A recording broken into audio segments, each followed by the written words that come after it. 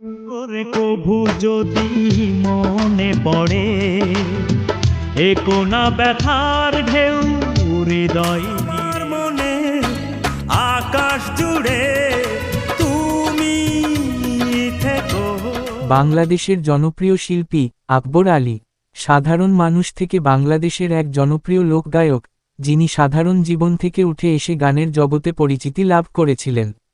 আকবর খুলনার পাইকগাছা উপজেলায় জন্মগ্রহণ করেন, কিন্তু তিনি যশোরে বেড়ে ওঠেন। তার পেশা ছিল রিকশা চালানো, জীবনের প্রায় সাধারণ সংগ্রামই ছিল তার বাস্তব। পেশার পাশাপাশি তিনি গাইতেন ও প্যাটেল রিকশা চালিয়ে ভরাট গলা নিয়ে প্রায়ই গান গেয়ে মানুষের মন আকর্ষণ করতেন। 2003 সালে ইত্যাদি নামক একটি জনপ্রিয় টিভি শোতে তিনি গান করার সুযোগ পান, যেখানে তিনি কিশোর কুমার গাওয়া একদিন পাখি উড়ে যাবে গানটি পরিবেশন করেন। পাখি উড়ে একদিন পাখি উড়ে যাবে যে আকাশে। এরপর তিনি তোমার হাত পাখার বাতাসে গানটি গেয়ে ব্যাপক জনপ্রিয়তা অর্জন করেন।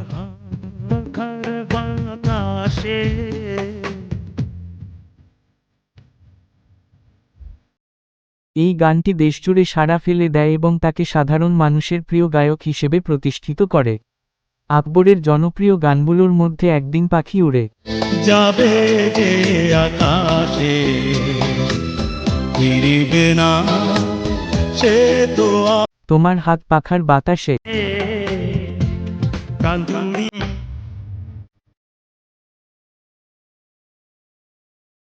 বেদনার মেঘ যেন জল হয়ে ঝরে।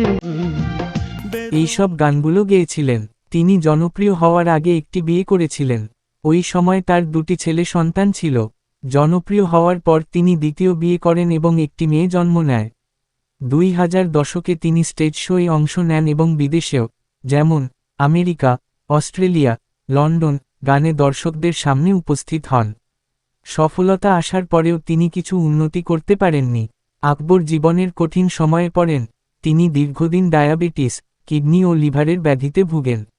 শরীরে সমস্যা বাড়ায় তার ডান পা কাটতে হয় এবং তিনি বহু সময় হাসপাতালে ভর্তি থাকেন। বাংলাদেশ সরকার তাকে 20 লাখ টাকা অনুদান দেন। আকবর 13 নভেম্বর 2022 সালে রাজধানীর বঙ্গবন্ধু শেখ মুজিব মেডিকেল বিশ্ববিদ্যালয় হাসপাতালে শেষ নিঃশ্বাস ত্যাগ করেন। তার মায়ের কবরের পাশে তাকে দাফন করা হয়। তার মৃত্যুতে বাংলাদেশের সঙ্গীত শিল্পী মহলে শোকের ছায়া নেমে আসে। এই ছিল শিল্পী আকবরের জীবন কাহিনী। ফিরে আসবো আবার অন্য কোনো গল্প নিয়ে। গল্পটি ভালো লাগলে লাইক, কমেন্ট, শেয়ার করে দিবেন। ভালো থাকুন, সুস্থ থাকুন আর দেখতে থাকুন আজিম নিউজ টিভি। সম্পূর্ণ ভিডিওটি দেখার জন্য ধন্যবাদ।